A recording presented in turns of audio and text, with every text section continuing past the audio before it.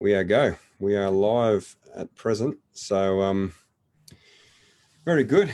It's good to be here on Sunday afternoon and online church again here at Culloden Church. So we can't see directly on our screen because we're on a Zoom meeting this time. We're going to be monitoring on our phones as I'm looking across there to do that.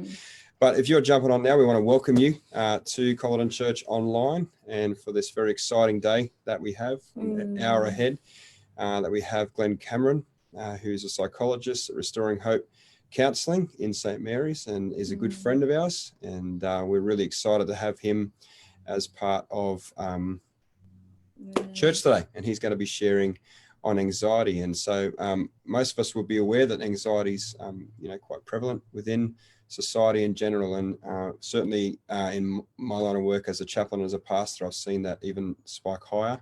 And maybe Glenn will speak into that a little bit as this coronavirus season has made it even more relevant. Made it even more relevant. Yeah, absolutely. So we're really looking forward to having Glenn speak to us. And I guess you want to introduce Glenn and just ask him a question about. You did a great job. I did a great job. Awesome. All right. Well, I'll start. Talk about how handsome and good looking he is. Yeah, that's right. Jan's here for comic relief. So. Oh dear.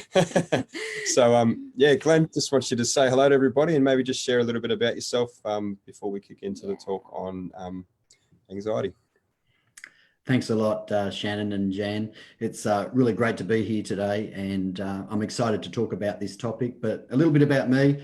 I've been working as a counsellor for about 13 years at St. Mary's there from the Baptist Church in St. Mary's on Great Western Highway. At a little practice we call Restoring Hope Counselling. And for the last 3 years, I've been working as a psychologist. I've worked in schools. I've worked as a school psychologist. A lot of the work I do is with mental health, and given that anxiety is the most common set of mental health problems that we have, it's a great topic to be sharing with you on. But yeah, I work with mental health. I also work with relationships.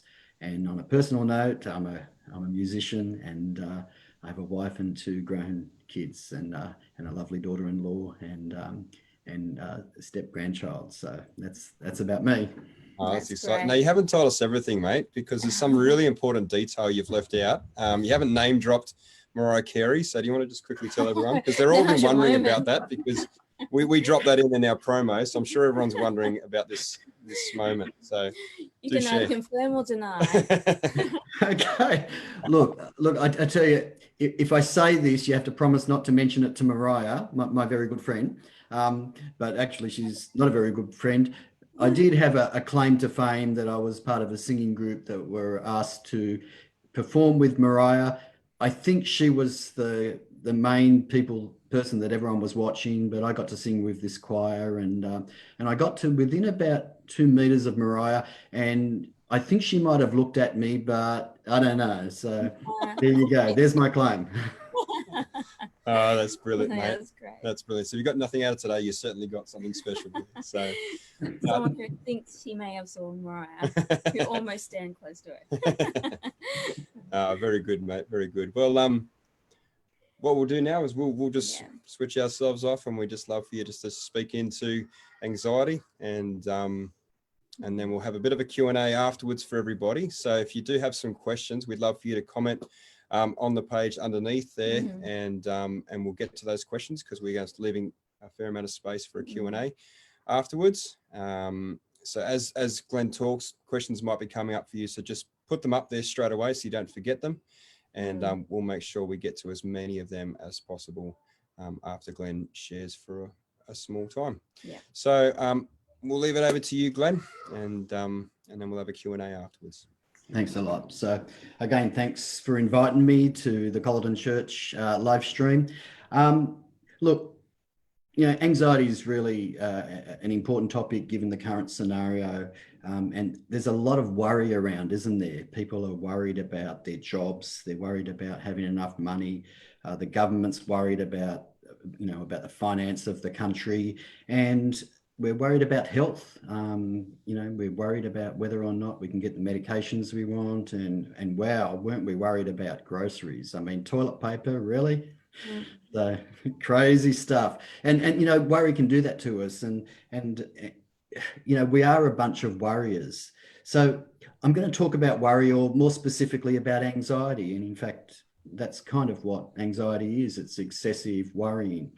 I'm going to talk about what it is and why anxiety is actually a really good thing, and how it's helpful, but also what happens when it goes crazy and it becomes a disorder. I'm going to talk about that.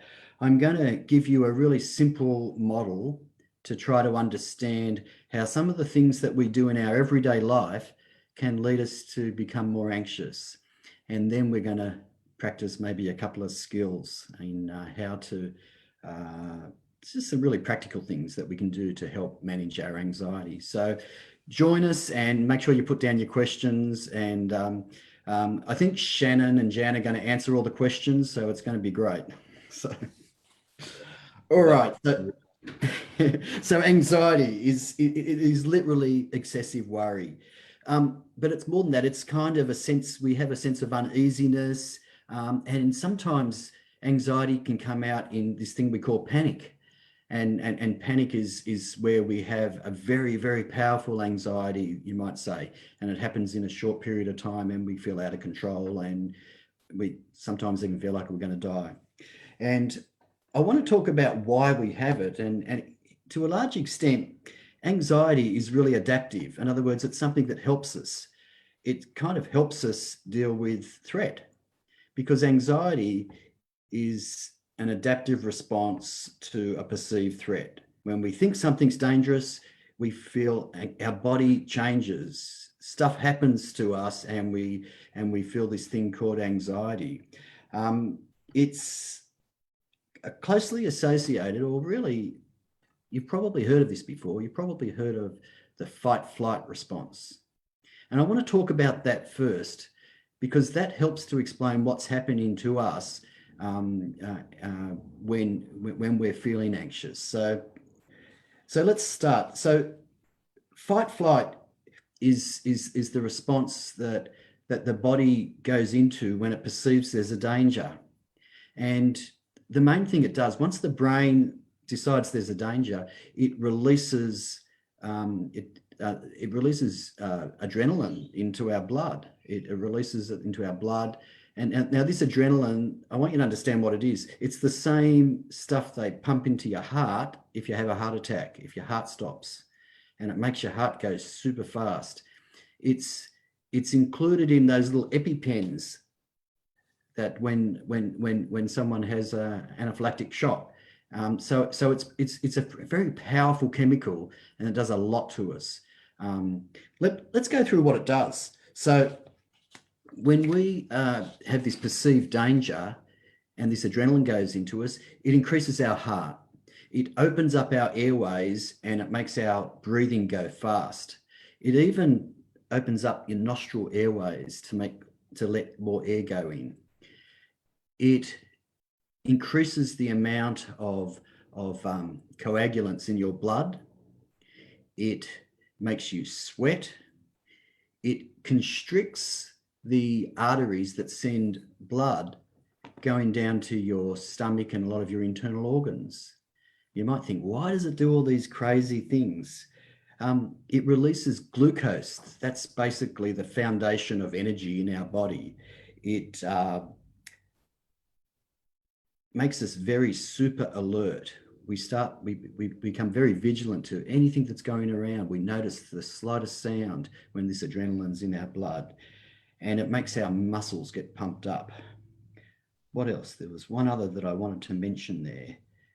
Yeah, dryness in the mouth. Have you ever been nervous and you kind of have a dryness in the mouth? It shuts down your saliva glands. And lastly, it slows down your immune response. So I guess it's preparing you for something. And if you think about all those things, if your mind is sharp, if your pupils are dilated so you can see really clearly, if you're focused with your attention, and you've got a lot of energy, then you're in a great position to protect yourself, whether it be from the tiger that's coming after you. You can you've got as much energy as you can possibly have to run away or to fight against that tiger. So it's really a useful thing to have when there's a tiger running after you. Of course, I don't know about you, but we don't have many tigers around here that are running after us. So remember, it's when the brain perceives danger. So when we think something's dangerous, and let's face it, in this world we're in today, COVID is dangerous. People are dying from it. And so when our brain starts to focus on that, this adrenaline can be released. Now, it's very good if this release comes and helps us to fight off an aggressor, or it helps us to run away. But what happens when we don't use it? When we don't use that energy? In fact, when there's nothing to fight. And this is where it becomes a problem. You've got all this energy and nowhere to send, nowhere to let it go. All of this energy is there and it can't go. And in a way, the brain's waiting for you to release that energy so it knows that you escaped or you fought it off. So the brain's kind of saying, is the danger still there? Let's change it. Not the brain. Let's call it the survival brain, that part of the brain that tries to protect us. And that survival brain is waiting for us to have the fight, to run and to get a sense that we're safe. And then it's going to take its foot off the accelerator and let us calm down. Well, if our distress, if our fear is a perceived danger, it might be helpful to help us avoid that perceived danger, but it may not be very useful because there's nothing to fight.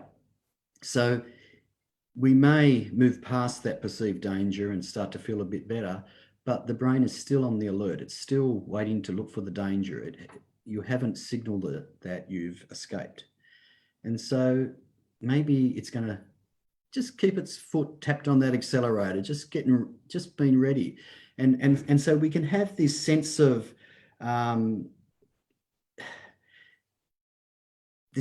anticipation, this sense of being stressed out or dread. And that's normally what happens when there's just a little bit of adrenaline in your blood. And we just have this dread. And imagine what happens if you've got this dread that stays there for a long time. You just always feel keyed up. You just always feel anxious. You can wake up in the morning and feel anxious. And that's kind of what happens when fight or flight doesn't go well.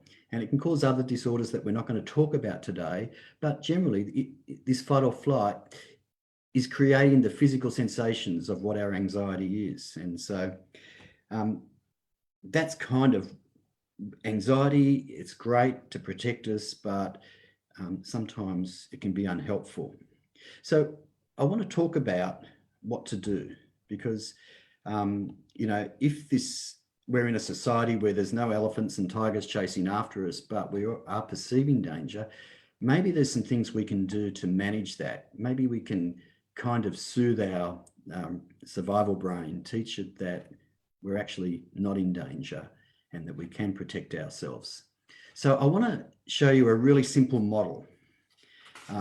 And that model is going to help us to understand some of the things that we do in our day-to-day life that can either make anxiety worse or better, and also help us to understand the whole process and how it works in us. So I'm just give me a moment while I share this diagram. It's a very simple diagram, and I think that one's it there. Okay, so you guys see that? Just nod your head, Shannon. Very good. Okay, so what we have here is a triangle, very simple, and in the middle we have the word event. Now the event can be anything that happens in our life. It may be simply us thinking about something. It may be something that occurs out there. And instead of explaining the model, I'm just going to walk you through it. So I'm going to create a couple of events and just walk you through it. Imagine that I'm just sitting in my lounge chair and flicking through some photos on my phone, and I see a photo of my beloved grandma.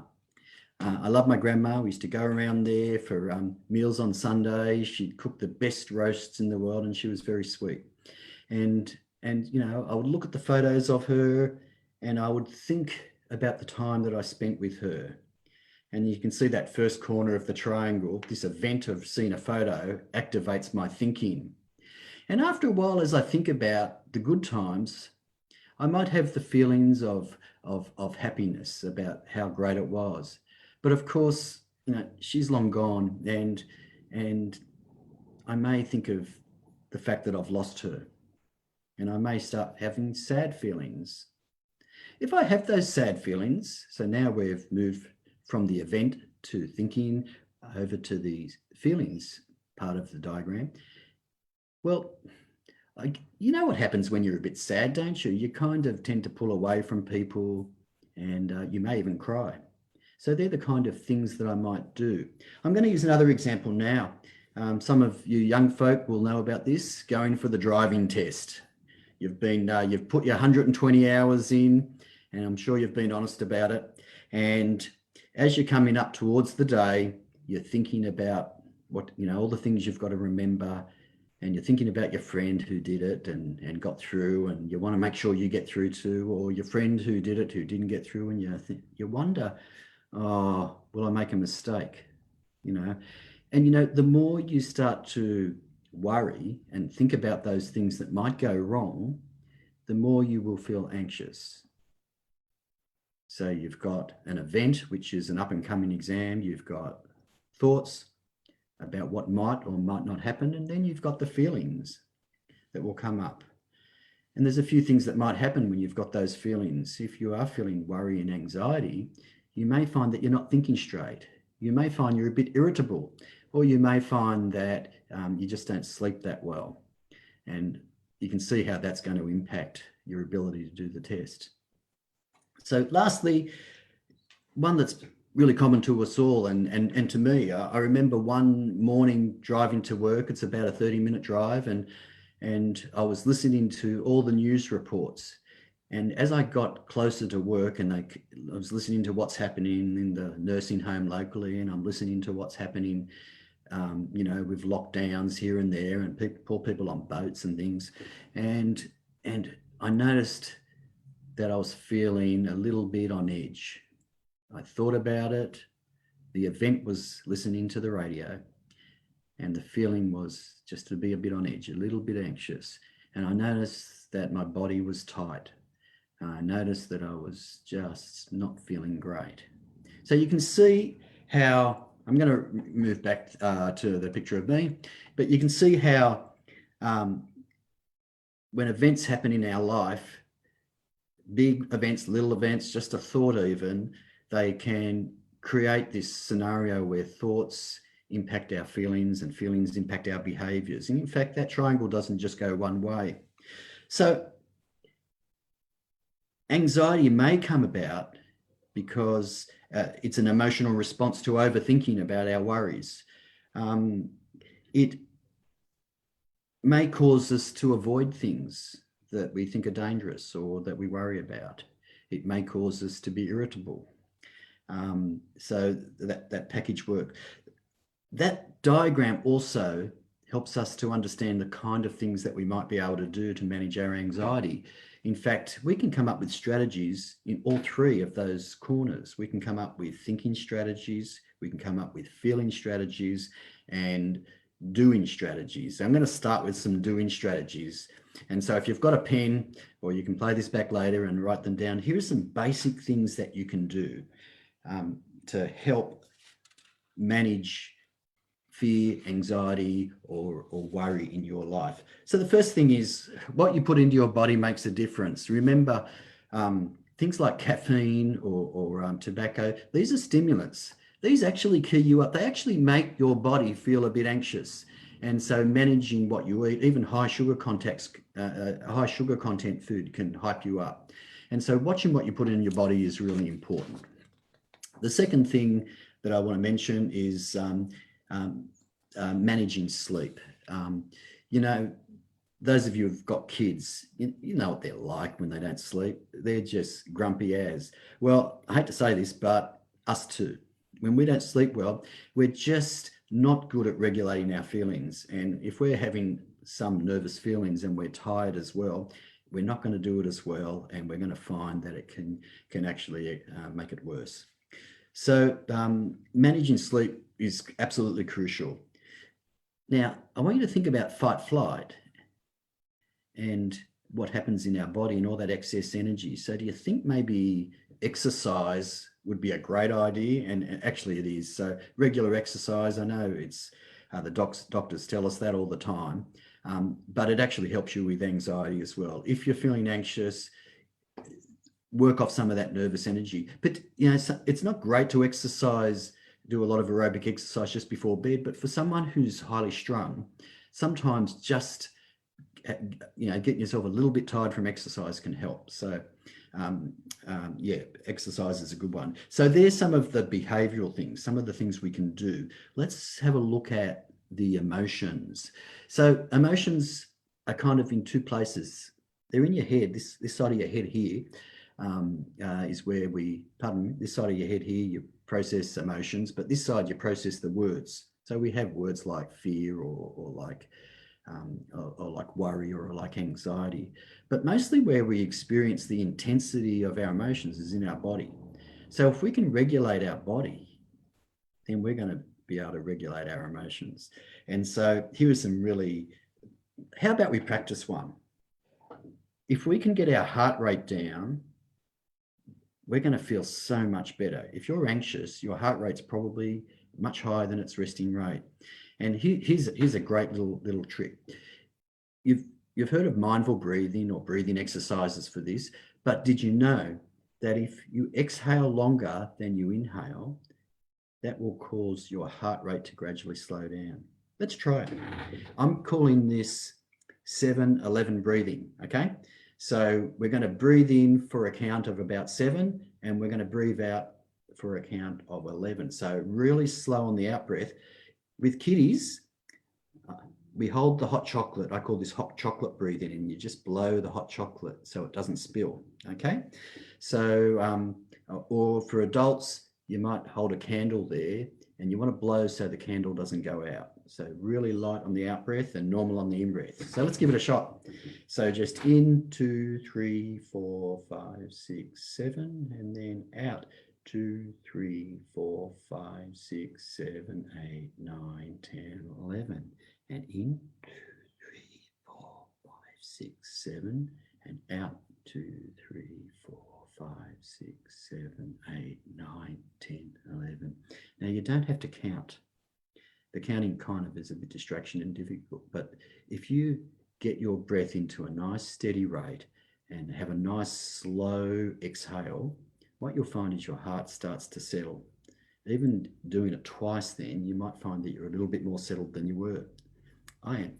Okay, the second thing that I want you to do is, you remember our survival brain isn't necessarily our thinking brain. It's just a primitive part of our brain, and it's waiting to see if our body's safe. So you can teach it that your body is safe by focusing your attention on how your body is physically supported. So this is called grounding. And I want you to right now, just notice where your legs and your backside and your feet are touching the chair or lounge, and just notice the warmth, notice the pressure, notice the sensations in your body, just where it's touching, and just focus on that for a moment. Notice how your body is being held up. Right now, my body's been held up by this chair. Right now, my hands are sitting on my legs and they're supported there. Just focusing on that. It's called grounding. And it just helps us to teach our survival brain that our body is safe. The other thing it does is it helps to keep your thoughts focused on something, and we're going to move on to that now. So the last set of strategies. Now, I could spend hours on this one, but remember, when we think about something, then we feel about it, don't we? So we want some thought strategies. We want some strategies that we can use to manage our thoughts, and there's lots of them. The first thing you can do is, if you're thinking about something that's not even true, well, maybe it's time to change the channel. Think about something that is true. So move from that fiction. So if you're worried about the fact that you might die tomorrow from COVID-19, well, that might happen, but probably won't happen. And, you know, you'd be in ICU by now if it was going to happen. A lot of the things we worry about don't even happen. Play it forward. Look at what logically will happen. And most of the time, most of the worries we have simply don't happen. So change the channel. Focus your attention on something that is more fruitful. And this is what I'd like you to focus on. Focus on something that is true, but also focus on things that you do and things that are associated with what your goals are. So when we've finished this call, I'm going to focus my mind on relaxing. I'm going to focus my mind on talking to my wife. I'm going to listen to her words. I'm going to look at her face. I'm not going to let my mind drift off and think about other things.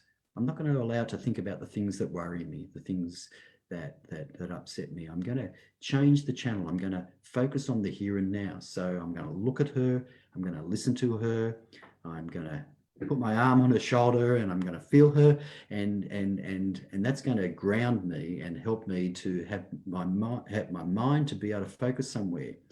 If you let your mind drift and listen to those automatic thoughts that just chatter and chatter and chatter, I can promise you, you will have less joy in your life. That's supported by research, and you're more likely to just drift into scary thoughts. So you decide where you want to have your attention focused. Do you want to have it focused on fear that happens to come into your mind, scary thoughts, or do you want to focus on something that you know is going to bring you joy? Focus on the here and now, focus on the things that you want to achieve. Look, I think we might leave it there. I could talk about mindfulness. I could talk about a lot of different strategies, but we have limited time. And I know that there's lots of questions. Well, I'm sure there's lots of questions. So I might hand it back to Shannon and Jan just to bring questions that you've posted, and we'll see how we go from there. So thank you. Thanks so much, Glenn. That was really, really clear. Yeah, definitely. And very concise, mate. I think that it just really explained things really, really well. And for us, I know that, you know, having been around it a little bit more, it certainly was a really clear explanation. And I love the way that you use the examples to really center us on that diagram so that we could really understand about the event and then the thinking, the feelings, and then the doing, and where we go from there. So that was really helpful, good. Yeah. And really helpful and practical. I suppose the question that I have is it does, like you said, it goes from event to thinking to feeling to doing. Does it have to go in reverse? This may seem like a really dumb question, but I was just processing that. Does that, you know, do you have to go through the process of bringing yourself back down again? Or do you tend to go from the one place wherever you find yourself? So if you haven't kind of done your strategies at thinking, you've allowed it to progress to feeling and then allowed to progress to the next place, or do you just kind of go from there and bring things back again? Or do you tend to bring yourself back through all of those processes? And yeah, does that make sense? Yeah, absolutely, Shannon. And what I'll say about that diagram is you'll notice there wasn't any direction. I did give examples where there were directions, but sometimes you can just fear. Yep. You can just have the emotion, and there didn't seem to be anything that triggered, and that leads to the behavior, or that can lead you to think about things. So it doesn't necessarily start. I'll give you an example. The event might be a tiger running towards you. I promise you, you'll be feeling fear before you think about it. and you'll be running before you think about it. So there's no particular order. And in managing it, you use a group of strategies. When you're really hyped up, if you were, say, panicking, you're probably not going to be able to use your thinking strategies, but you do well to do your emotion regulation strategy. So some breathing and some grounding exercises. So there's no rules. You can start anywhere. Certainly that process does start anywhere. Yeah. Well, we had a couple of questions come up, and this is from a friend who's asking for a friend. And she wants to know how she can encourage a significant person in her life to be able to get treatment for what she thinks is anxiety and depression, but they refuse to acknowledge it, and it's causing great division in their relationship. And so she has tried talking to them, and they keep closing off. They've got kids, and she wants to know how she can, I guess, lovingly encourage and support him to get the help that she thinks that she needs, but he's refusing to. Sure. Yeah, that's a really great question, and it can be difficult, and it's awful when someone who you care for is going through such that we hate to see our loved ones feeling so miserable. I'll say a few things. So firstly, we kind of need to normalize this. None of us get too worried when we have a cold. We have a cold, it's just normal, it's part of growing up. We get physical diseases. We break a bone and we go and get it fixed up. And mental health has just got has really not been understood, and it's better now, but society has seen it as a little bit untouchable. So, and just to let you know how common it is, 45% of Australians between 16 and 85 will have a mental disorder. They will have a psychological disorder in their life. In fact, 1 in 5 in Australia, 1 in 5 had a mental disorder last year. Yeah. And then 1 in 7 people in Australia will suffer from anxiety. So here's what I'd suggest to that individual is one, just to normalize it and not make it a big deal. Please don't blame people when they're stressed and anxious and they're depressed. It's just so unhelpful. It's a bit like blaming your friend who's hobbling around with one leg in a car, saying, well, why can't you run? Yeah. So understand it's a real thing. Here's what I suggest. Tell them to have a chat to their GP about what the options are. And if coming to see a psychologist, here's the thing that I'd suggest. It's just say, go there, have a chat to the psychologist. If you think he's nuts, don't go back. But if he has something that's useful, well, how can it hurt? Yeah. So that's kind of what I'd suggest. That's a great advice. Yeah. Thanks, Glenn. That's really great. Yeah, thanks, mate. Got a question on our Facebook. Do you use the same focus strategies on elderly people who are struggling with anxiety? Yeah. I'm not sure that the age makes a difference, but what I would say is there are different strategies depending on what sort of anxiety they're experiencing. And in the category of anxiety disorders, you have a wide range. So you have things like phobias, and that's where people become fearful or anxious of a particular object, like a spider or something like that. You have agoraphobia and panic, where agoraphobia is that fear of being in a public place and no one's going to help me when I panic. Or then there's social anxieties, where individuals are worried about what people are how they're going to be judged. And then there's generalized anxiety, which is just a constant sense of anxiety. And there's really a different strategy for each person. So age doesn't necessarily come into it. It depends on the way that the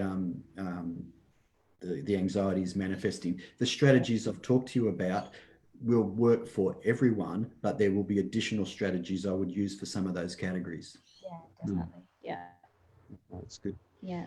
Thanks, man. Have you got a question come through? Yeah, we've got a question saying, I'm a single mom and I've struggled with depression and anxiety for most of my adult life. She's currently in a situation where she doesn't have a lot of complementary help, like support from family and peers. And she's in a place where she feels financially strapped as well. And so she wants to know, I guess, that what are some ways in which she can get the help that she needs. Sure. Yeah. Yeah. Look, there's actually lots of programs that can help with the finances. And the starting point to get that help is to go and have a chat with your GP. So Medicare will cover a number of sessions and cover a substantial amount of the cost. And depending on the individual psychologist you see, may cover the whole cost. A lot of psychologists will just bulk bill where the person doesn't have the means to cover it, and that's the same for me. So it's not just Medicare as well. A lot of people have mental illness and they've been a victim of crime. And did you know that if you've been a victim of crime, even if the individual who harmed you or who was the criminal didn't go to jail or wasn't charged, there is funding from the state government to help you with psychological support.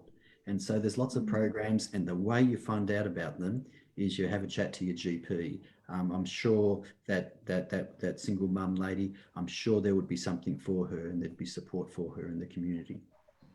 Yeah. That's great, mate. We've got Yeah. another question here from the site. It says, I suffered a little anxiety for a short term, which I was given pills, which I threw in the bin. I found changing my mindset on things and not worrying about this world, but things in the next world, written in God's word, took away fear. Is this the wrong approach? No, it's a wonderful approach. As a psychologist and someone who also has their own faith, I don't tell my clients persuade them to follow any particular religion. But what I do know from the research is that people that have a faith and people who meditate on scriptures or on whatever their belief is, it's useful. It is not bad. In fact, generally mental health outcomes are better for people that have some kind of religious faith. And I want you to think about what that person said. They decided not to take the medication. They just changed the way they're thinking. They moved away from thinking about the concerns of the future and focused on some truth. Now, I mentioned before that sometimes what we think about and we worry about hasn't even come about. It's not even true. And so focusing on truth and challenging our beliefs to hold on to something that is absolutely rock solid and true is a great strategy for managing anxiety.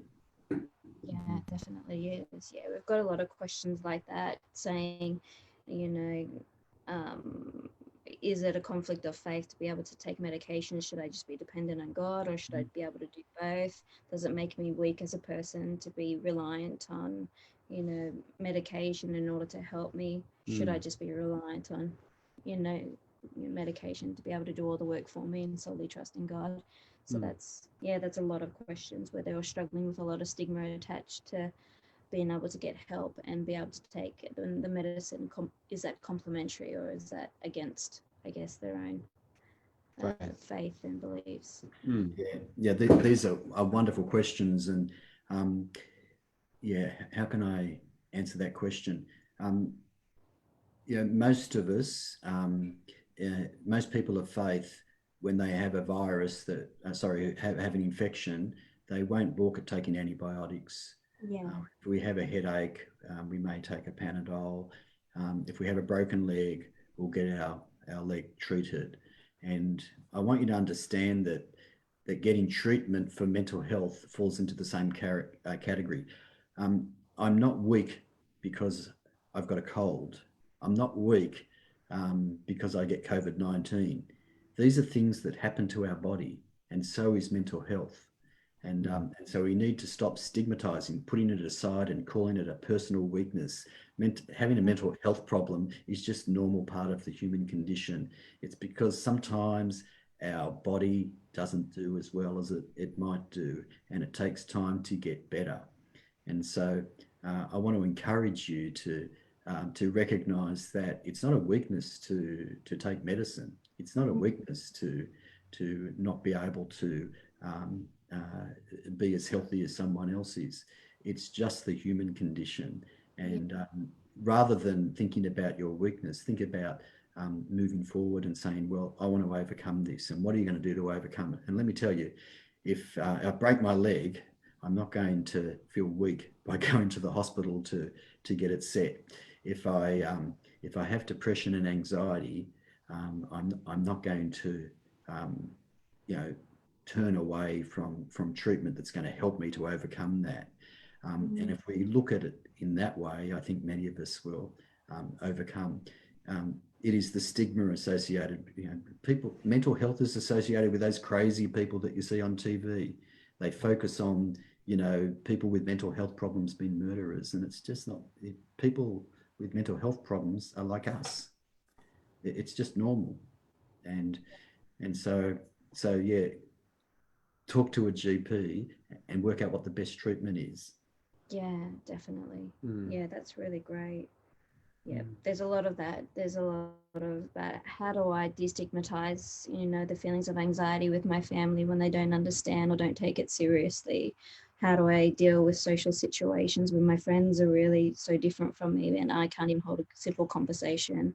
Those types of things. How do I, how do I maintain a good, healthy relationship with my partner when I fear that if I'm constantly depressed, he's not going to like me, so there's a lot of, questions circling around relationships, healthy relationships, how to have good conversations with people who may not be able to see it as a normal, that we all can go through these types of feelings, and it's very real and very, very relevant in life.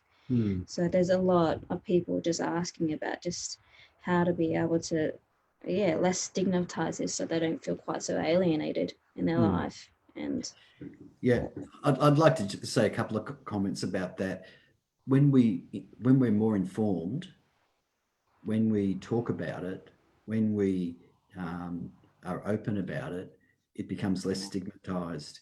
In group psychology, in understanding how groups work and how people can even become prejudiced, what we've found is that when you start communicating between the two groups, say uh, Muslims and Christians, when you start getting to know a Muslim, or you getting to know a Muslim getting to know a Christian, it breaks down those barriers. And it's no different with the stigmatization around mental health. What we want to do is actually talk about it.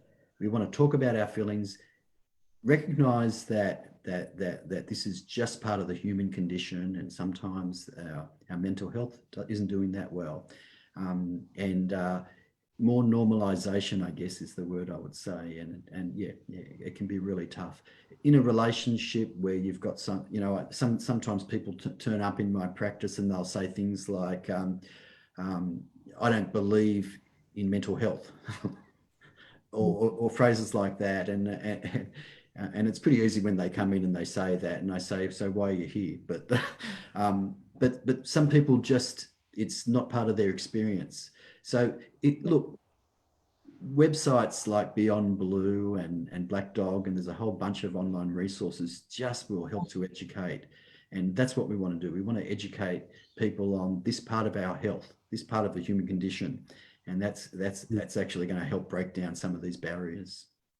yes, definitely. Yeah, that's really good, mate. That's really good. Just this is my own question. I was just thinking about self-care for people. As you talked a lot about going to see the GP and those sort of practical things that you could do if you're struggling. But what's some ways that you could self-care, like ways that you could look after yourself just within your own life? I think you might have spoken to a bit of this sort of stuff when you spoke about strategies, but I just kind of wanted to put it under the banner of that self-care as well.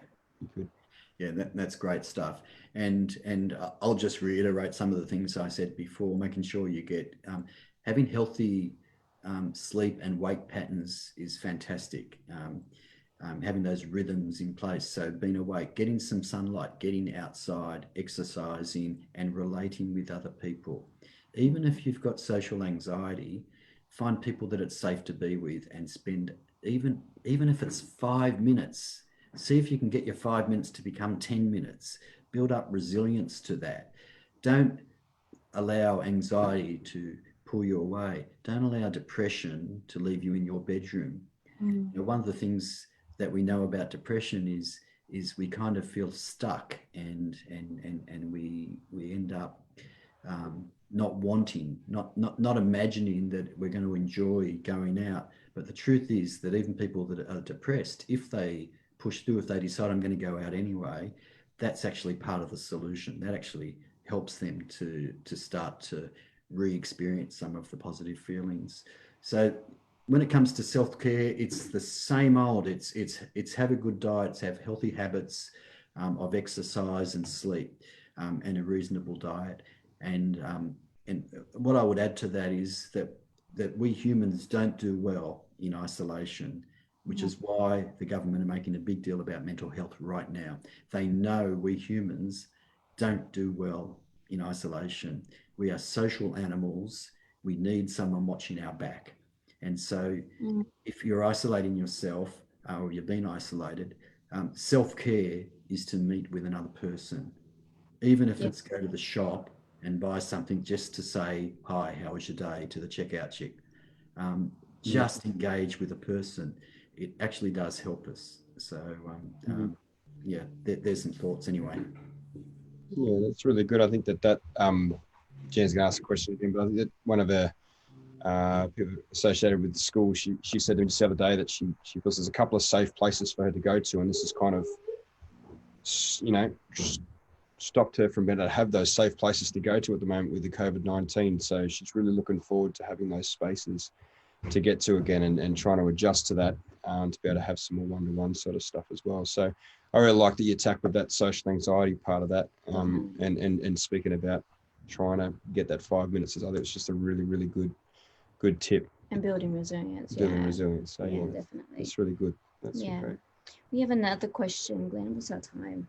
We have another question. Well, probably one more question. Yeah. Yeah. She was asking, I'm a single mom, divorced, and I've struggled with mental health issues all of my life. I've struggled with social phobia. And I've noticed some things in my young son and my kids. How, I think she's trying to say how, I said, sorry. I guess she wants to know how susceptible are they to being able to follow in her shoes, like in terms of mental health, how genetically predisposed are they if I have it and she says that another family member has it, and how can I start opening up a conversation in my kids without overreacting? Yeah, it's a great question. Look,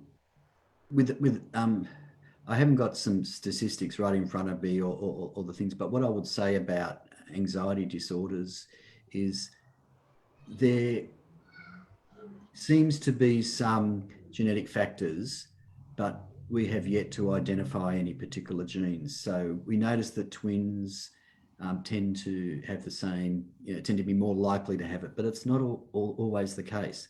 The other thing is we know that even, adopted children can pick up characteristics of their parents. So all of our emotions, because we're human, they kind of are socially transmitted. So have you ever walked into a room and before you even realize what's going on, you just feel like, you could cut the what do they say? Cut the cut the tension with a knife. That's right, with a knife. And because there's something wrong. And then as you sit there for a while, you realize that there's, someone's in that corner crying and someone's comforting them and someone over there is pacing and they're really angry. And you realize, oh, there's just been a big argument and I walked in at the end of it. But our body picks it up before we do. We notice it. And so that's how emotions are socially transmitted. So if there is an anxious person in a family or a depressed person in a family, the others will tend to feel that a bit. Now, that doesn't necessarily mean that they're going to get a disorder. So it's not like an infectious disease, but they will feel it and it will impact them.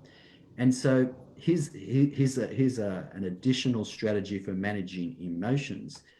Name it to tame it. If you've got a feeling, just speak it out, even to yourself. Even if I was feeling depressed and I said, I feel depressed, if they were to look at my amygdalas after saying those words, the amount of firing would drop. That's the emotion center of my brain. And we know that naming our emotions is the starting point. And to tell you what can really help is when someone else listens and they go, yeah, I get that. So just validating someone's emotions. Don't be angry when someone's feeling anxious. Don't be angry when you're feeling anxious. It's just a human experience. Name it, accept that it's there at that moment, and then do something about it.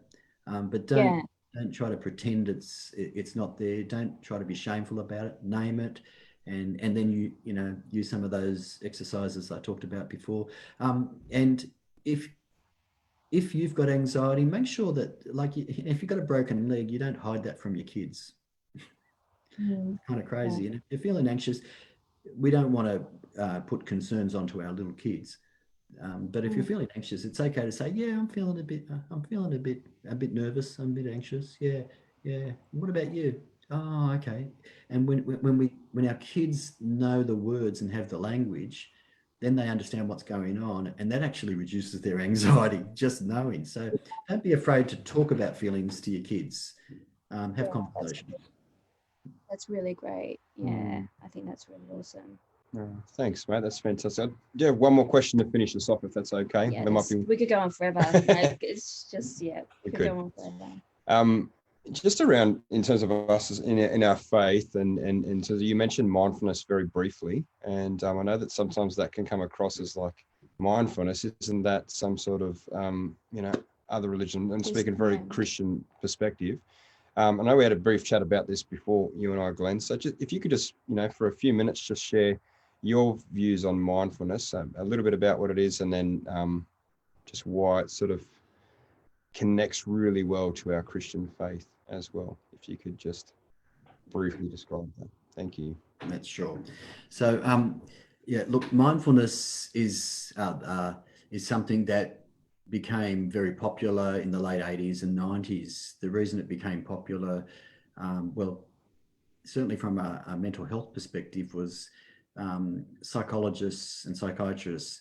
They saw that people that use some of these practices, some of these contemplative practices, that they tended to do better in their mental health. They tended to be less anxious and less depressed. And they thought, well, we don't understand why, we don't understand what they're doing, but maybe it's worthwhile researching this.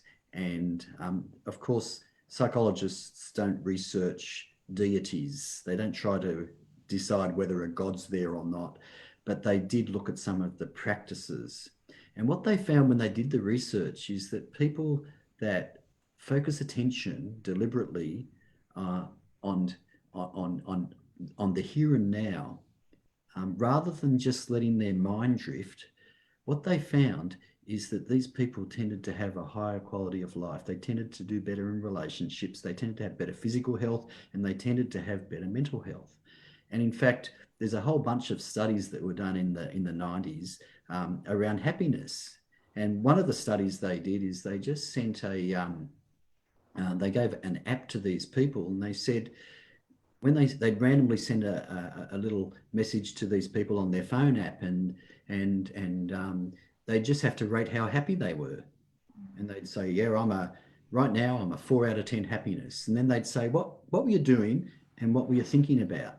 And then they tabulated that. And what they found is that people that were kind of zoned out and letting their mind drift, well, they tended not to be so happy. But the people that were thinking about what they were doing, well, they tended to be happier.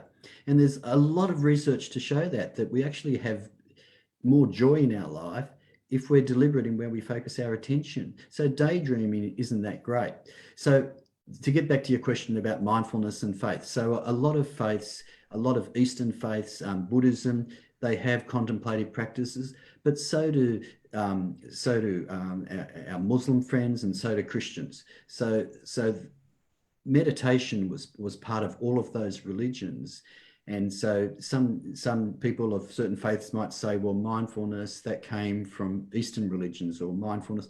But actually, we've all been doing contemplative practices, all the different religions in the world. And so when you simply look at the scriptures and you read and you think about that, well, you're actually meditating. That is a form of mindfulness, because you are deliberately focusing your mind on something. You're not just mind drifting. And so it might be on your breath, like we did earlier. We were just thinking about our breath. It might be just thinking about the touch points where we were grounding ourselves. They were actually mindfulness. Tell me, how religious did that seem when we were focusing on breath, or we were focusing on our backsides? Yeah, 100%. Yeah. Okay. So what I want to say is that mindfulness, it can be, you can be mindful and be mindful about articles of your own faith, or it could be just simply mindful of practical things that are really here right now, and they're not just about belief or faith. I can't imagine why any people of faith would have a problem with it. What I will say is that there are some practitioners of mindfulness that will have their faith tied in with it. Yeah. So, for instance, if I, as a Christian, were mindfully reading through the Bible, well, then I've kind of attached a religious aspect to my mindful practice. Yeah.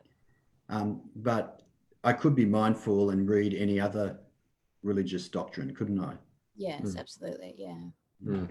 I'm not sure if that answered your question. But... No, it's No, good. that's good. No, it's good, mate. We appreciate you sharing that. And I think, as Jan said, we could talk forever about this. Could have you come on again to talk about some other things in the future if you'd like to do that. And but I just wanted to say a massive thank you to you, Glenn, for giving us your time and your wisdom in this area, your compassion, because you can just see it oozing out of you when you speak about people. And so you've got a real passionate and compassionate heart for people. And so we thank you for sharing that with us today. We're fortunate to know you a long time now and can absolutely vouch that that's a genuine thing within you as well. So we really appreciate you, Glenn. Absolutely, mate. And your family.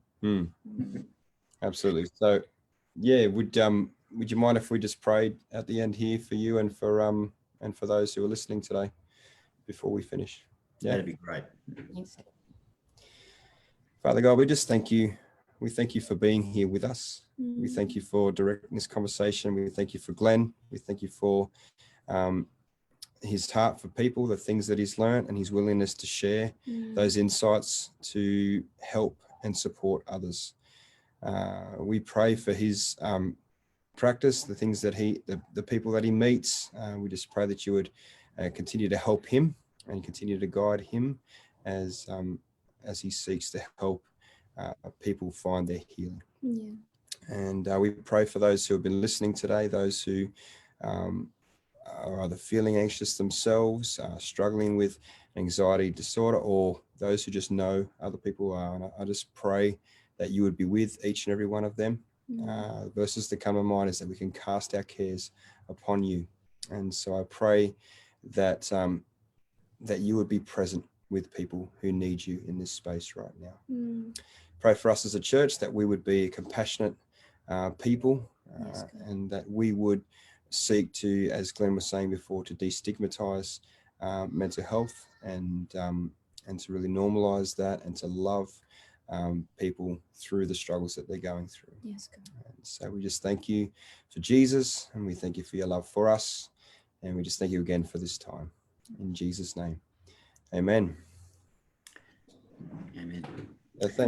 Thanks, Glenn. And just a reminder for everybody, if you do have more questions, or if you're watching this later and you want to contact us on the page, please feel free to do so. And otherwise, I'm sure Glenn would be more than happy if we just passed on Restoring Hope Counselling, if you want to look those details up on the web, and might be able to contact Glenn directly to organise a session with him if you'd like to have that as well. So otherwise, I think that's it for us today, mate. I always do these end of Zoom meetings really, really well. I don't know how to finish them. So just wanted to say a massive thank you again, and God bless you, mate, and you and your family. And we will chat soon. Okay. Thank you very much. Thanks, See you, mate. Bye. All right. So just for everybody as well, we're just going to jump off Facebook. So bless you guys, and we'll look to chatting up with you soon. Bless yous. Bye.